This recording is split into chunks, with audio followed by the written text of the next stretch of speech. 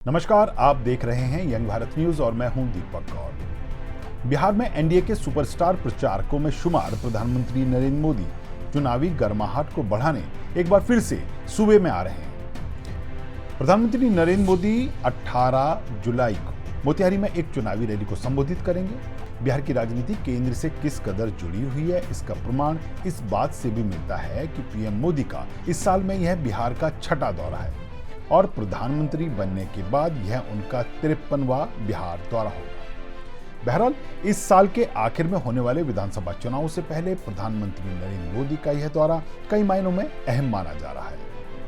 पहली बात तो यह है कि प्रधानमंत्री नरेंद्र मोदी इस रैली से बिहार की जनता को 7,196 करोड़ की परियोजनाओं का तोहफा देंगे। खबर है कि इस बार पीएम मोदी बिहार में रेलवे की 5,398 करोड़ की परियोजनाओं का शिलान्यास और उद्घाटन करने जा रहे हैं। इसके साथ ही वह सड़क परिवहन राजमार्ग पर बिहार को 1,173 करोड़ की योजनाओं की सौगात देने जा रहे हैं। इसी क्रम में इलेक्ट्रॉनिक और सूचना प्रौद्योगिकी को लेकर भी वह 63 करोड़ की परियोजनाओं की घोषणा करेंगे। इस दौरान प्रधानमंत्री आवास योजना ग्रामीण के 40,000 लाभार्थियों को 162 करोड़ नकदी खाते में हस्तांतरित की जाएगी। 12,000 लाभार्थियों का गृह प्रवेश होगा, जबकि 61,500 स्वयं सहायता समूह को 400 करोड़ रुपए जारी किया जाएगा।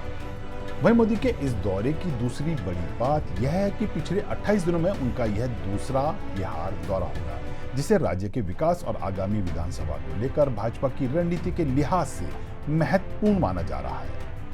सूत्रों के अनुसार बिहार को लेकर भाजपा ने जो रणनीति बनाई है, उसके तहत बिहार विधानसभा चुनाव का ऐलान होने से पहले पीएम मोदी बिहार के सभी 9 संभागों का दौरा करेंगे। ऐसे में संभावना जताई जा रही है कि अगले कुछ समय तक मोदी हर 15 दिन में बिहार का दौरा करने यहां पहुंचे। अभी तक मधुबनी, सिवान और विक्रमगंज में उनके कार्यक्रम हो चुके हैं। जानकारों का कहना है कि प्रधानमंत्री नरेंद्र मोदी का यह बिहार दौरा उनकी सक्रियता और बिहार के विकास के प्रति उनकी प्रतिबद्धता को दर्शाता है। इस दौरे से न केवल बिहार में चल रही और शुरू होने वाली विकास परियोजनाओं को गति मिलेगी, बल्कि भाजपा की चुनावी रणनीति को भी मजबूती मिलने की उम्मीद है। ऐसे में मोदी के इन दौरों को राज्य के विकास और राजनीतिक गतिविधियों के लिए महत्वपूर्ण माना जा रहा है। पीएम मोदी के दौरे और बिहार की राजनीति में उनके प्रभाव को समझने के लिए हमारे साथ हैं पटना से हमारे कंसल्टिंग एडिटर प्रमोद मुकेश जी। प्रमोद जी, क्या इस बार बिहार चुनाव में महागठबंधन एनडीए पर कुछ दबाव बना रही है? पीएम मोदी इस साल छठी बार बिहार के दौरे पर आ गए हैं, वो भी चुनावों के ऐलान से पहले। हाँ, नमस्कार दीपक जी। ये पहले भी है और लोग टेस्टेड मोदी जी का फॉर्मूला भी है। वो किसी भी चुनाव को जी बहुत ही गंभीरता से लेते हैं, चाहे वो लोकसभा का हो या विधानसभा का हो। गुजरात में भी जी इसी ढंग से वो एक एक कंस्टिट्यूंसी को एड्रेस करने की कोशिश करते थे। और बिहार में, जी क्योंकि बिहार में उनकी साख डबल इंजन की साख दांव पे है, तो मैं कहूं कि ये जी 7वां महीना में, सही कहा आपने, छठी उनकी यात्रा होगी। सिर्फ जनवरी जी और मार्च में वो बिहार नहीं आए थे। उन्होंने शुरुआत तो 24 फरवरी से भागलपुर से शुरू की, फिर भागलपुर के बाद वो अप्रैल में मधुबनी आए, जहाँ पंचायती राज दिवस के रूप में कार्यक्रम था। लेकिन वो इसलिए भी याद रखने वाला उनकी यात्रा थी। यहीं से उन्होंने पहलगांव के उन आतंकियों को धमकी दी थी और एक इनडायरेक्टली पाकिस्तान को ये धमकी दी थी कि उनको बदला लिया जाएगा। और कुछ दिन बाद वो बदला भारत सरकार ने लिया भी। उसके बाद वो राजनीतिक दौरे तो हैं ही, उसके बाद वो पटना और विक्रमगंज में वो उनकी यात्रा रही। फिर पिछले महीने वो सिवान में भी थे और 18 तारीख को है ये मोतिहारी में।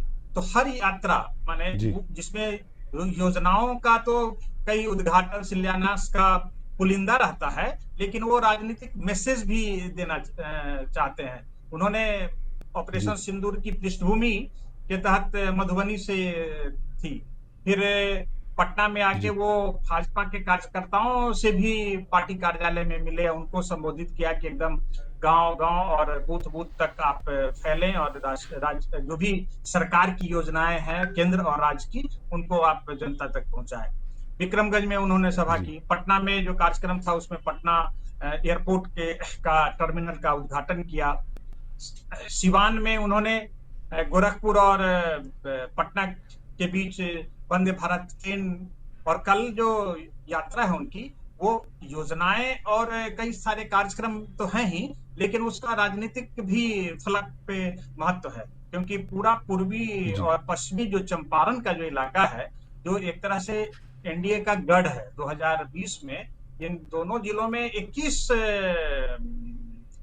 सीटें थी विधानसभा की है, जिसमें 17 सीटों पे जी। एनडीए को सफलता मिली थी। वैसे गढ़ है, लेकिन फिर भी इस केसरिया गढ़ को और भी मजबूती प्रदान करने की मोदी की कोशिश है। और इस तरह से उन्होंने जैसे सिवान में गोपालगंज, सिवान, छपरा के 3 जिलों को एड्रेस किया, और इनकी कोशिश अगर मोतिहारी और बेतिया जो पूर्वी चंपारण पश्चिमी चंपारण का मुख्यालय है, उसको लेके 21 विधानसभा और ऐसी योजना जिसमें वो कल भी कई योजनाओं की वो शुरुआत करेंगे। ट्रेन भी लखनऊ से दरभंगा और पटना से दिल्ली अमृत भारत एक्सप्रेस की घोषणा होगी, बहुत सारी। इसलिए वो बहुत ही गंभीरता से जो प्रधानमंत्री आवास ग्रामीण योजना है उसको लेके करेंगे। कई जगह बाईपास सड़क है उसको लेके, फिर दोहरीकरण जो रेलवे की कई योजना है जो उस इलाके में, उसको करेंगे। इसलिए प्रधानमंत्री हर कार्यक्रम को बड़ी गंभीरता से ले रहे हैं, और ये दर्शाता भी है कि महागठबंधन और एनडीए में मुकाबला इस बार बहुत संघर्षपूर्ण रहेगा, और वह चुनौती को स्वीकार जी। करते हुए हर महीने उनकी ये यात्रा हो रही है। जी। पीएम मोदी के पिछले दौरों को और उनकी पिछली रैलियों की बात करें तो उनका बिहार में किन चीजों को लेकर फोकस ज्यादा नजर आ रहा है? वो देखिए, वो जो मुद्दे हैं, जो पिछला उन्होंने मैंने क्यों कहा कि मधुबनी में उन्होंने एक तरह से राष्ट्रवाद का जो जम्मू कश्मीर पहलगांव की घटना थी उसको लेके, लेकिन योजनाओं को लेके जो भी विकास योजनाएं हैं और उस पे पैसा जो केंद्र सरकार खर्च कर रही है और बिहार के विकास के लिए जिस ढंग से खजाना खोला गया है, उसको लेके प्रधानमंत्री विकास, जो कि वो कहते हैं कि विकास, सतत विकास और बिना भेदभाव के विकास, तो इस हिसाब से वो विकास की योजनाओं और जो उनकी कंस्टिट्यूएंसी है, जो चाहते हैं कि बिहार में वो कंस्टिट्यूएंसी जिसको एड्रेस करते हैं, राष्ट्रवाद भी है और एक कॉम्बिनेशन जो नीतीश के साथ बिहार में है, उसको मजबूती प्रदान करें। उस दिशा में मोदी हर बार सक्रिय होके इसकी घोषणा भी करते हैं, और कई योजनाओं को शिलान्यास या उद्घाटन भी किया जाता है। जी। हमने जो अपनी एक ग्राउंड रिपोर्ट करी, ग्राउंड रिपोर्ट के उसमें सामने कुछ ऐसा आ रहा है कि बिहार के सियासी समीकरणों में इस बार करारी टक्कर नजर आ रही है। महागठबंधन और एनडीए दोनों में ही कुछ मतभेद भी उभर कर सामने आ रहे हैं जो आने वाले चुनावों को रोचक बना देंगे। जी। हाँ, निश्चित तौर पे कि सिवान की जो उनकी रैली थी उस मंच पे भी, क्योंकि उनकी जब रैली होती है तो मंच पे जो महागठबंधन के सभी तमाम बड़े नेता साथ रहते हैं, और जो एनडीए में एक अभी तक जो चिराग जो फैक्टर है, जो हर बार बिहारी और बिहार फर्स्ट का नारा लगा के पूरे 243 सीटों पे अपने उम्मीदवार खड़ा करने का, और कुछ देर बाद ये भी बोलने का कि नहीं मैं नीतीश कुमार के नेतृत्व में ही हम लोग लड़ रहे हैं, तो इस मनोभाव को लेके वो बात भी सामने मीडिया में आई थी कि नीतीश कुमार ने शायद चिराग से पूछा भी था कि आप ऐसा क्यों कर रहे हैं, आप तो केंद्र में ठीक हैं और आपकी क्या मंशा है। तो ये बार बार फिर चिराग द्वारा बिहार में जो कानून व्यवस्था पे सवाल, हत्याओं पे, पुलिसिया व्यवस्था पे जो सवाल उठाते हैं, उसके लेके चिराग और मांझी के बीच जो टकराव, और जदयू की तरफ से भी एक बार क्वेश्चन कि जो गठबंधन का धर्म है उसको निभाया जाए, तो ये है। लेकिन मोदी के आने के बाद वो वो पूरी तरह से पार्टी तो उस समय दिखती है एकजुट, और ये कोशिश करते हैं कि ये एकजुट होके ही 2024 की तरह 2025 में इलेक्शन लड़े। जी, तो क्या इस बार ऐसी संभावना जताई जा सकती है कि मोदी जी अपने हनुमान को, यानी चिराग पासवान को, जो चिराग पासवान खुद उन्हें अपना मोदी का हनुमान कहते हैं, तो क्या मोदी अपने हनुमान को इस बार कुछ गुरु मंत्र दे के जाएंगे? ये तो बागी वाले रूप में नजर आ रहे हैं, नहीं तो? वैसे मोदी जी ने तो कभी खुद चिराग पासवान जी को अपना हनुमान नहीं कहा, लेकिन चिराग पासवान खुद को मोदी जी का स्वयंभू हनुमान कहते हैं। तो अगर अपने को हनुमान कहते हैं और नरेंद्र मोदी को राम कहें, तो राम की बात तो चिराग पासवान को माननी पड़ेगी। और हो सकता है, आपने सही कहा कि कुछ गुरु मंत्र देके जाएंगे, तो गुरु मंत्र तो यही होगा कि भाई गठबंधन धर्म का पालन करो और मजबूती से, जिस ढंग से पार्लियामेंट्री इलेक्शन 2024 में हम लोग मिलकर लड़े थे और अच्छी सफलता मिली थी, इसलिए इस एनडीए जी का चुनाव एकदम मजबूती से 2025 का लड़ा जाए। अगर, क्योंकि अभी तक जो मीडिया में खबर या जो इनका एक्शन है, उसमें तो थोड़ी सी माने सब कुछ अच्छा नहीं दिख रहा है। जी, मैं एक सवाल और करूंगा कि आपने अभी मोदी के हनुमान वाली जो है बात, उसका जिक्र किया। क्या मोदी हनुमान के साथ अपने निषादों की भी सुनवाई करेंगे? क्या मोदी जी हनुमान के साथ अपने निषाद समाज की भी सुनवाई करेंगे? क्या निषाद समाज के नेता और सन ऑफ मल्ला के नाम से मशहूर मुकेश सहनी की निषाद समाज को आरक्षण के दायरे में लाने संबंधी मांग पर क्या पीएम मोदी विचार कर रहे हैं? क्या इसकी संभावना है कि वह रैली में इसका ऐलान कर दें? आखिर चुनावी माहौल है। ये कहना तो मुश्किल है मोदी कब क्या करेंगे, लेकिन निश्चित रूप से जी जो मुझे लगता है कि अगर केंद्र में, जैसा राज्य सरकार की तरफ से उस पर कोई आपत्ति नहीं है और ये मामला केंद्र के पाले में है, तो हो सकता है मोतिहारी में तो नहीं, लेकिन अगली रैली अगर दरभंगा और जो निषाद समाज का जो स्ट्रांग वाला इलाका है, दरभंगा, जी समस्तीपुर, मधुबनी और बेगूसराय, खगड़िया, जी अगर वहां पे जी मोदी की रैली होगी और वो चुनाव कुछ ज्यादा और नजदीक होगा, तो हो सकता है कि जी ये कुछ न कुछ, और अगर ऐसा मास्टर स्ट्रोक मोदी की तरफ से अगर आएगा, तो खेल बड़ा दिलचस्प हो जाएगा। तो हो सकता है धर्म संकट के खेल तो नहीं, एक। ये जो वचन जो जी मुकेश सहनी ने कहा है कि अगर ये मांग मान लेंगे तो हम तो अपनी जान दे देंगे, सिंबॉलिक ये है कि हम उनके साथ चले जाएंगे। 2020 में भी वो मोदी के साथ थे, शुरुआत में भी वो जी भाजपा के ही नजदीक थे, लेकिन राजनीतिक जी महत्वाकांक्षा बढ़ने के कारण कुछ दुराव हुआ होगा। लेकिन अगर ऐसा निषाद आरक्षण पे कुछ फैसला केंद्र सरकार करती है, तो ये तो मास्टर स्ट्रोक हो जाएगा। जी, तो क्या क्या इस बार मोदी मास्टर की कहे जाने वाले मुकेश सहनी के साथ एक मास्टर स्ट्रोक प्ले करके महागठबंधन को ध्वस्त करने की कोई रणनीति बना सकते हैं? निश्चित रूप से अगर ये निषाद आरक्षण की बात अगर नरेंद्र मोदी करेंगे या प्रधानमंत्री की तरफ से फैसला होगा, तो ये जो अभी एकता और वीआईपी जिस ढंग से राजद के साथ गठबंधन में है, तो इसको तोड़ने के लिए अगर वो निश्चित रूप से ऐसा कर सकते हैं। लेकिन ये केंद्र का फैसला है और हम लोग ये अनुमान लगा सकते हैं कि ऐसा हो सकता है।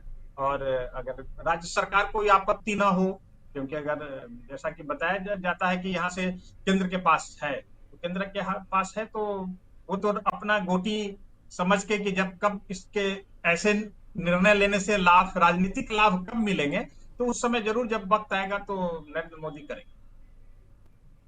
जी, चुनावी चुनावी जो एक माहौल बनता है, उस दौरान की जाने वाली रैलियां और उस दौरान किए जाने वाले वादे कई बार हवाई साबित हो जाते हैं।